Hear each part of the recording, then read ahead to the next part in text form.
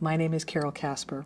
I live in the greater Boston region. I had a long career in management consulting, and my specific area is in multicultural organization development. I've worked at every level of government. I've worked in corporate America, and I found dialogue to be the form of communication that best held that diversity work. And the reason is because the point was to create a greater sense of collective understanding.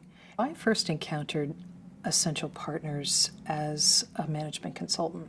I was living and working in the Boston area. I was involved in a large-scale dialogue project with a major city agency in Boston, and we were doing pretty focused, intense dialogue work. It was a collective learning experience, and it was an opportunity to delve into things while also providing reflection time for others that are listening.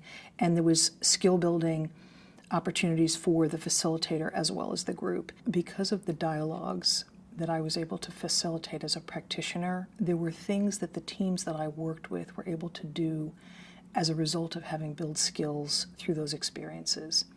Things like active listening, what I think of as process talk, and non-defensive communication, very specifically. And I found that teams, particularly leaders on those teams that were involved in those dialogues, became more sensitive, were able to hear things more carefully, and also were able to engage more directly in reflection. It is an experience not only in speaking but in listening, and also having to absorb, having to digest, and the group having to do something with that as a result. When they go back in the workplace, they still have those skills of active listening, process talk, and of non-defensive communication. I think what Essential Partners is doing with dialogue brings all those things into the boardroom, into the conference room, into the training room, into the workplace. I think what EP does is say, I'm going to challenge you, community or client, let's make this a little bit more equitable.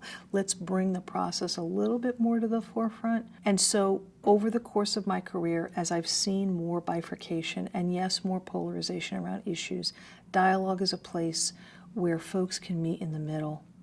And I say this on the individual level, the institutional level, and also the societal and the systemic level as well.